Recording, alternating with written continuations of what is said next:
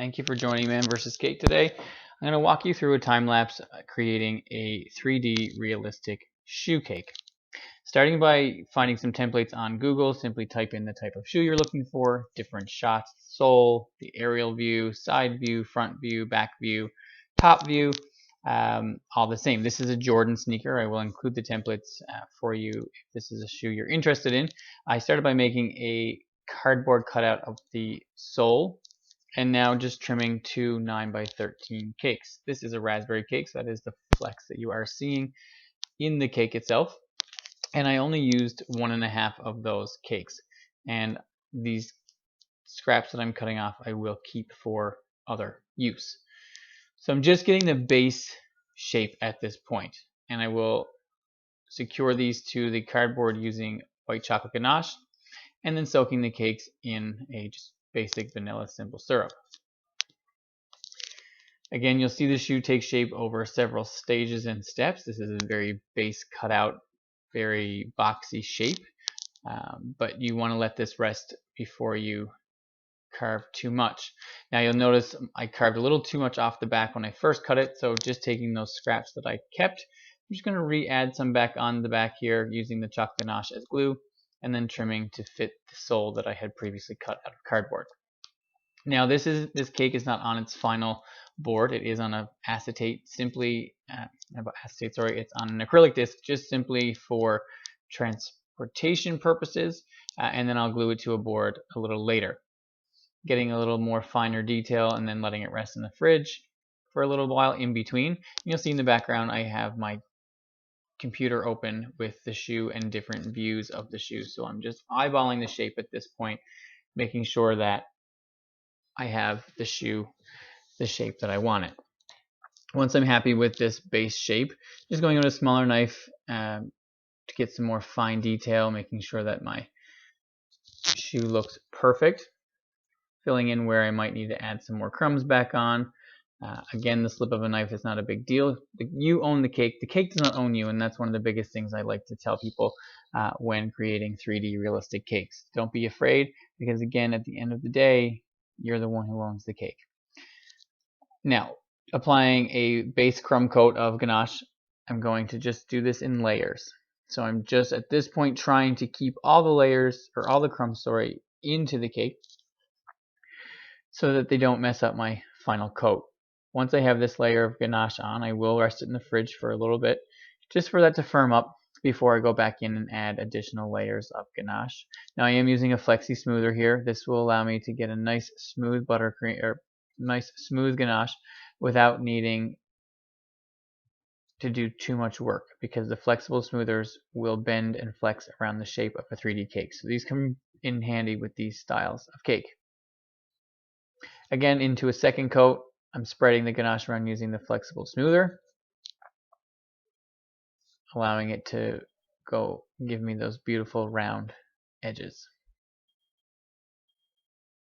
And cleaned up a little bit. I'm going in for another coat. So this is about the third or fourth coat of ganache here now. Just trying to hide all the layers of cake underneath and get a nice firm base to my cake. These steps are tedious, but they are absolutely necessary. To get realism in a cake like this, you need to be sure you're taking these extra little steps and taking your time in doing so, because it's the little details that count. Again, making sure everything's nice and smooth using that ganache. There's a little area here that I'm not super happy with, and just trim off some of that cake, ganache, and cardboard. Because again, this isn't my final cake, so being very careful using a scalpel, I just picked up the shoe because it's nice and firm, and I trimmed off that cardboard so that you can get that more realistic base. And here I'm going back in with some more ganache to fill in and hide the layers of cake that you can still see through. Now the shoe is black, so you really wouldn't see any of this through the cake or through the fondant itself. But again, where you can see the cake, it's usually a little softer as well. And I want a nice firm base. Now this white chocolate ganache that I'm using is a 4:1, because white chocolate tends to be very creamy and ganache is very, very soft when it's white chocolate ganache. So I'm using a 4:1 ratio, maybe even a little bit more. And again, making sure all my lines are perfect. Now, after it was set in the fridge for a while, there was a few little other details that I wasn't super happy with the shape. So I went back in with my smaller knife, again giving the toe a little bit of lift off the board, and then curving in the back of the shoe so that it looks like it's elevated off of my board. Just using some black fondant and modeling chocolate mix, so it's a 50-50. So you can buy both your fondant and your modeling chocolate if you wish, and you just mix them 50-50 by weight. I make both my fondant and my modeling chocolate, and again, same thing. I could make my modeling chocolate and mix it with store-bought fondant, or vice versa. Whatever the combination or however you do it is perfectly fine. This is just a 50-50 blend. Now you notice I'm doing this in sections, so I'm adding the fondant to the shoe in parts because I want to be able to recreate all aspects of the shoe. And I used just before cutting out this part of the shoe, I used 2 pieces of fondant in between my hands and rubbed that fondant down to give it a nice smooth edge. So sometimes your smoothers just don't get around the edges and curves that you want. Balling up 2 pieces on your hands and then using them as smoothers themselves, fondant will smooth fondant. So there I tried to do one side panel of the shoe and realized it's not really going to work. So I improvised, took my template of my shoe, and I'm going to make one piece that's going to wrap right around the entire shoe. Now this can be tricky because it is such small little lines, so I set it aside to rest a little so it doesn't stretch too much on me. And then cutting out the side panels for either side. So this is the best part about having printed out templates, because the shoe is the exact size that I want it, so I'll know where to mark my pieces and how to add my fondant onto it, and everything will piece together smoothly. Just using a little bit of water to adhere the fondant to the ganache and to fondant, you can start to see that the shoe is taking shape. So here's that piece that I had cut out, and it fits right around to give me the overall shoe that I'm looking for. Now, this is an unconventional cake tool, but it's the absolute perfect element to give me that texture I need for a leather shoe. It's a pot scraper. It's a piece of stainless steel, or it's a piece of steel wool, sorry. No soap in it, obviously. And I use that to texturize, and you'll see in the close-up pictures at the beginning and again at the end that it gives you the perfect leather texture look. Now, obviously, it's never been used to scrub pots before. It's simply used to put on the cakes and create texture, but texture and things can be found in everyday tools. You don't need all kinds of extremely fancy cake tools when you have stuff like steel wool hanging around. So just adding in the tongue piece here. Again, this was heavily texturized because it was more like a mesh. So in the tongue of this shoe was like a mesh tongue. So I used the steel wool heavily to give a nice mesh look. And you can see that there.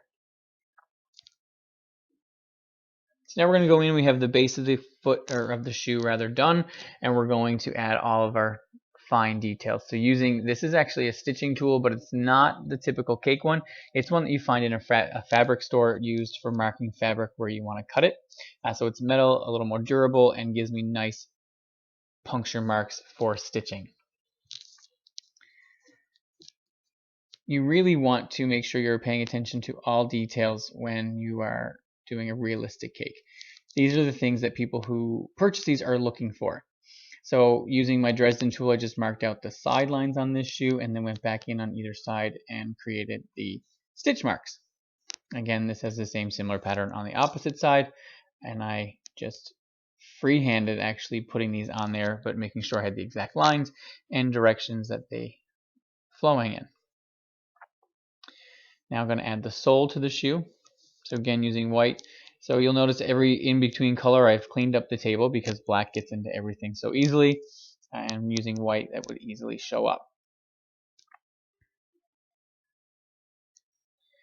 And just marking out using my template, bit of water, and then we're going to stick that onto my shoe.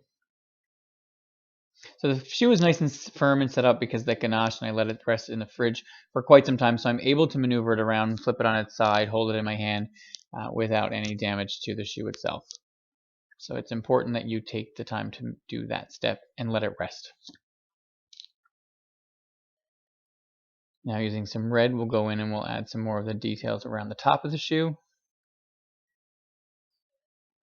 The back of the tongue is red with a little bit of peekaboo around the top of the tongue.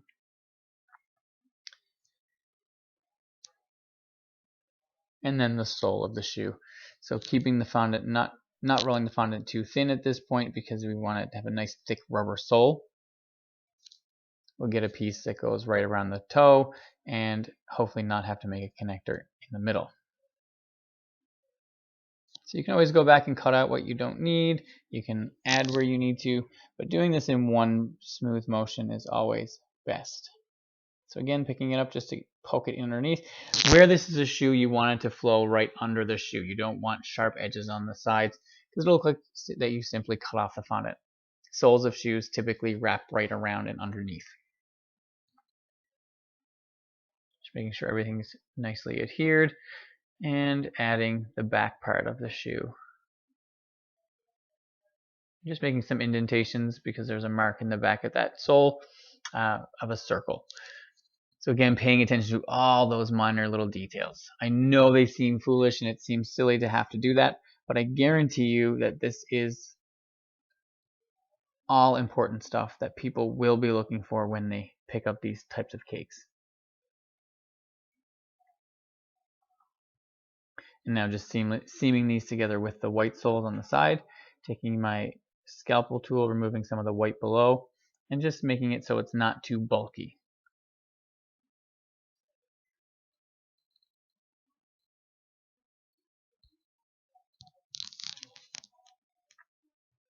And then a bit more red to finish off the side of the sneaker. And you'll notice I added with the Dresden tool some lines in there as to indicate the sole of the shoe. Because shoes like this always have a nice thick tread on them, and so I want to make sure you see that as well.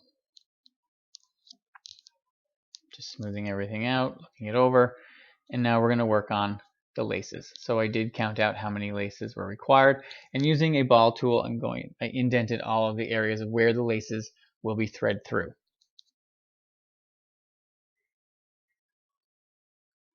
And just working on some more of the details for the back. So this I did because I wanted it to set up a bit so that it would have time to harden a little so that it would stand up and have some structure. So here just kind of freehanding some more of the applique detail on the back of the shoe.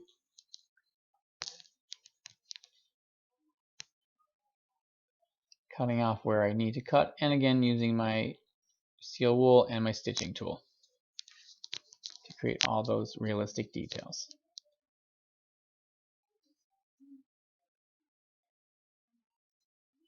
Now let's work on the tongue and laces. So just rolling a thin piece of fondant out, using the hard smoother so that I get a nice even roll, and then I'll flatten it, and I'm going to mark it using a Dresden tool. Because the laces have a texture to them, that's simply the reason why it was done that way. Now, you need to pay attention to how a shoe is laced. So starting with one side, poking it in the hole, and then crossing over, and then repeating the other way. But you always need to make sure that you are thinking about how the shoe is thread. So it comes up through one, then it will go under through the next and cross over. Then the next one, same thing. So if it helps you, grab a shoe, have a look at it, see where you need to be cutting it off and where you need to be starting the next one. Or just imagine in your mind that you're actually piecing this one string all the way through, threading it all the way up the shoe itself. Again, because it would look silly if you just put X's across the shoe. It needs to look like the lace actually is flowing from one side to the other. So this is about an actual shoe size. I think I made it about a 9.5, 10 men's shoe because that's the size of the client's foot, and I wanted to be very realistic to him. So before I finished right to the top with the laces, I did go in and I added some more of the tongue details, some more of the details on the tongue of the shoe rather, so that I could go in and add the last pieces of the lace, and without damaging that part of the shoe. And then here, because I didn't want to tie a bow and I just wanted to have some free flowing laces, I just placed them wherever I would felt fit, and I tucked them in behind the tongue of the shoe. And with this tool here, I'm just adding some more of the texture details to the laces themselves, because they weren't just flat laces.